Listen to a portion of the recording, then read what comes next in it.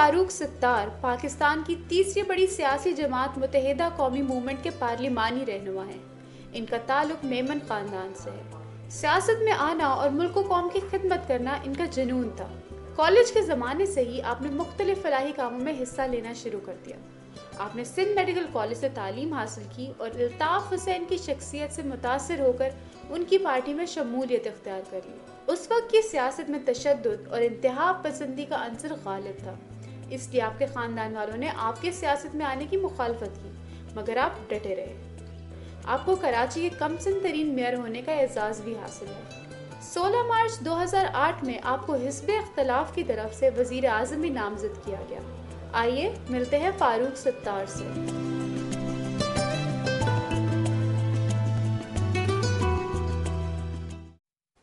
السلام علیکم جی، جس طرح آپ نے انٹرو دیکھ لیا، ہمارے نیکسٹ مہمان جو ہیں ڈاکٹر فاروق ستار صاحب بیٹھے ہیں ہمارے ساتھ، اور انٹروڈکشن کے مطابق تو آپ کو اندازہ ہو گیا ہوگا کہ کتنی کم عمر میں ہی کتنے جذبے کے ساتھ یہ پالیٹکس میں گھسے ہیں۔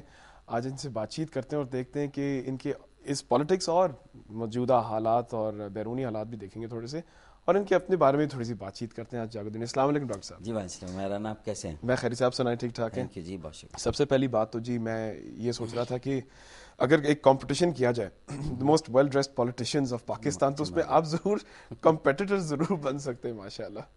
ہاں تھوڑا سا اسٹوڈنٹ لائف سے کچھ دوستوں کے ساتھ ہاں ایسا رہا تھا اوکے سلسلہ، اور دیٹس گڈ۔ اپنے کا جو خیال رکھیں گے وہی پھر دوسروں کا خیال اس طرح کریں گے نا، لیکن اس میں بھی اکانومی جو ہے وہ that all has to be kept. Of course. Doctor صاحب یہ میڈیسن کرتے کرتے سیاست میں ایک دم سے کیا لے کے آیا؟ کوشش کی تھی کہ پلاسٹک سرجری میں پوسٹ گریجویشن کر سکوں یا ٹریننگ لوں، سرجن فیس کے ساتھ ایسوسیٹ ہوا تھا 86 میں جب میری گریجویشن مکمل ہوئی سندھ میڈیکل کالج سے، لیکن چونکہ اسٹوڈنٹ لائف سے شروع ہی سے اے پی ایم ایس او آل پاکستان، اس وقت مہاجر اسٹوڈنٹس آرگنائزیشن اب متحدہ اسٹوڈنٹس آرگنائزیشن سے چونکہ وابستہ تھا، ایسوسیٹڈ تھا، تو پھر اس کے بعد اس کی میڈیکل ایڈ کمیٹی بنی۔ کراچی میں کچھ ایسے حالات اچانک ہوئے کہ اچانک یہ پلاسٹک سرجری کرتے کرتے سوسائٹی اور پالیٹکس کی جو گراس سرجری ہے، ایمپوٹیشنز ہیں، وہ کرنے کا ایک سلسلہ شروع ہو گیا، اور کینسرز بھی نکالنے کی میرے خیال سے اب مہم ہے۔ اب آئی ہوپ کہ آپ قوم کی پلاسٹک سرجری نہیں کر رہے اور صرف زیادہ گہرائی میں جانے کی کوشش کر رہے ہیں۔ اب آپ ہم لوگ کوشش، ہماری اپروچ یہی ہے کہ مرض کو جب تک آپ جڑ سے اکھاڑ کر نہیں پھینکیں گے، ہمیں مالجاتی علاج کرنا ہے، کیوریٹو ٹریٹمنٹ۔ اب تک ہم نے 60-62 سالوں سے ہم نے ایڈہاکزم ہماری اسی لیے ہے کہ ہم نے کاسمیٹک ٹریٹمنٹ کیا ہے، ہم نے سمپٹمیٹک ٹریٹمنٹ کیا ہے۔ I think this is high time کہ اب نا we must make it a point کہ and we must very clearly distinguish that this Pakistan belongs to Quaid Azam Muhammad Ali Jinnah and not بیت اللہ محسود۔ بالکل جی، absolutely. This distinguish modern, moderate, civilized, welfare, progressive, democratic, welfare state of Pakistan. بالکل صحیح بات۔ اور not a rigid, conservative, extremist, fanatic اور terrorist state of Pakistan. بالکل، تو میرے خیال میں یہ ہم سب کی ذمہ داری ہے۔ ایبسولوٹلی، بالکل۔ ڈاکٹر صاحب آپ you been on the heading the foreign relations committee in the senate as well, تو فارن ریلیشنز کے حساب سے پاکستان کی 2-3 باتیں بڑی نکلی۔ بہت لوگ کہتے ہیں کہ Pakistan has done a very bad job internationally selling itself.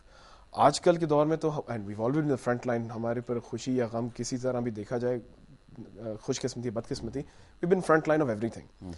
آج کل میں بھی آپ دیکھتے ہیں کس لحاظ سے، ٹیررزم کے لحاظ سے، ایڈ کے لحاظ سے، even to the aspect of Iran کی سچویشن جو ہمارے ساتھ چل رہی ہے، ہم لوگوں کے کیا اسٹینڈ پوائنٹس ہیں فارن ریلیشنس میں؟ میں نیشنل اسمبلی کا 4 سال چیئرمین رہا ہوں، نیشنل اسمبلی کی اسٹینڈنگ کمیٹی فارن افیئرس۔ بالکل۔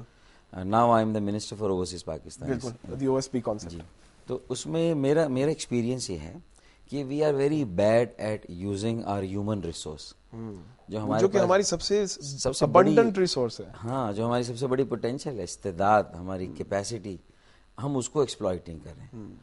اور دیکھیں ہمارے جو کیریئر ڈپلومیٹس ہیں، جو ہماری بیوروکریسی ہے، وہ اسی روٹین میں ہے، اور ظاہر ہے کہ ہم اس میں بہت زیادہ اسپارک نہیں ہے جو ایک پیشن ہونا چاہیے، تو یعنی کہ ہمیں اس پلر کو زیادہ انتھوزیاسٹکلی اپیل کرنا پڑے گا۔ اس لیے دیکھیں، اگر آپ سمندر پار پاکستانیوں کو دیکھیں جی، ان میں جو پاکستان کے لیے جذبہ اور درد ہے، بالکل، اگر اس کو ہمارے سفارت خانے ایکسپلائٹ کر سکیں، بالکل صحیح، اور پبلک ڈپلومیسی میں ان کو یوز کر سکیں، they are roaming ambassadors, they are roving ambassadors, وہ چلتے پھرتے ہمارے سفارت خانے. پرپوز آپ نے کیا بل کہ overseas Pakistanis law making authority بھی بن سکیں کہ نیشنل اسمبلی یا کسی اسمبلی میں بھی آ سکیں. یہ موڈیلٹی کیا ہوگی؟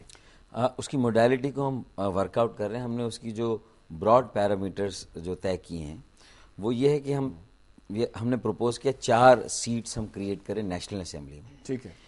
اس میں میرا یہ خیال ہوگا کہ ہم ایک نارتھ امریکہ کے اوورسیز پاکستانی کو دیں گے, کیونکہ وہاں پر اپروکسیمیٹلی جو ہے وہ 1 ملین کے قریب پاکستانی ہیں. ٹھیک ہے.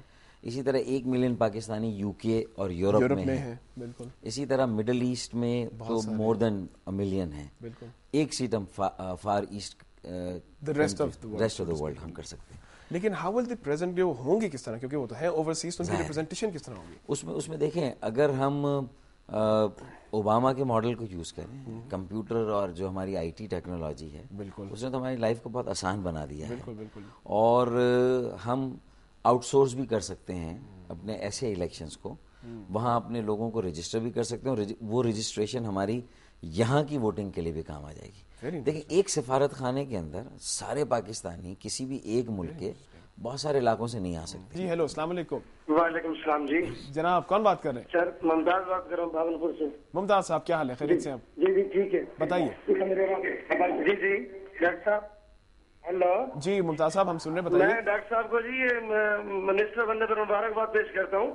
بہت شکریہ, اور سب لوگ مل کر کام کریں گے, محنت کریں گے, اور عام لوگ اپنے پیروں پہ کھڑے ہوں گے تو انشاءاللہ پاکستان بھی اپنے پیروں پہ کھڑا ہوگا. لوگوں کو ہمیں جو ہے وہ اختیار دینا ہے اور انہیں اس قابل کرنا ہے کہ وہ کسی کے محتاج نہ رہیں, وہ باہر کے ملکوں کے بھی محتاج نہ رہیں, اور جو ہمارے اپنے حکمراں ہیں یا ہمارا اپنا نظام ہے وہ بھی لوگوں کو محتاج بناتا ہے. ہمیں اس محتاجی سے بھی لوگوں کو آزاد کرانا ہے. ایم کیو ایم کا P R department over time work کرتا ہے, بے تحاشا اسپیکٹ. چیف صاحب کی ایبسنس کے اوپر چیف صاحب کی اسٹیٹمنٹس ہوتی ہیں. الطاف حسین جب انڈیا میں خاص طور پہ ایک وہ ریفرنس آیا تھا, بھٹا ایلیگیشنز, کوئرژن, وائلنس, مے 12 کا پرٹیکولر وائلنس ایسپیکٹ. دیکھیں اس میں کس حد تک کچھ نہ کچھ سچ ہے, کس حد تک آپ کو ڈیل کس طرح کرنا تھا؟ دیکھیں, میں تو سارے جو ایلیگیشنز ہیں کہ ایم کیو ایم نے تشدد کو اپنے سیاسی عزائم کو آگے بڑھانے کے لیے استعمال کیا, میں اس کو مسترد کروں گا اور یہ کہوں گا کہ بالکل جھوٹے یہ تو بلکہ آپ کے خلاف جا رہا ہے. اگر عوام کی مائنڈ میں یہ ہے کہ ایم کیو ایم ایک وائلنٹ فیشسٹ, بلکہ فیشسٹ استعمال کیا الزام لگا, بالکل, تو پھر اگر یہ ہے تو پھر دیٹ گوز اگینسٹ ایم کیو ایم. تو ایم کیو ایم اس کو کس طرح ڈیل کر رہا ہے؟ دیکھیں, اگر ایسا ہوتا تو ہم نے جو سپورٹ کراچی, حیدرآباد, سکھر, میرپور خاص, نواب شاہ میں جو ہم نے قائم کی, گن پوائنٹ پہ آپ کتنے سالوں تک لوگوں کو اپنے ساتھ لگا کے رکھیں گے. ہمارے ووٹ بینک میں مستقل جو ہمارے اپنے کانسٹیٹوئنسیز اس میں اضافہ ہوا ہے. اب یہ پورے پاکستان سے ہمیں جو ہے وہ الگ تھلگ رکھنے کے لیے کیا گیا. اگر یہ فینومینا پورے پاکستان میں چلا جائے, یہ آڈ مین, ہم آڈ مین آؤٹ ہے, تو ہم چاہتے ہیں کہ ایک ورکنگ کلاس کا انقلاب پاکستان. بالکل صحیح, ہم یہیں سے ورکنگ کلاس ہم اس کو بلکہ جاری رکھنا چاہیں گے, کیونکہ یہ واقعی خدشات جو بھی ہیں ان کو واضح کر لیا جائے. ہمارے ساتھ ڈاکٹر صاحب ہیں, کہیں نہ جائے گا, ایک چھوٹی سی بریک لے رہے ہیں ہم.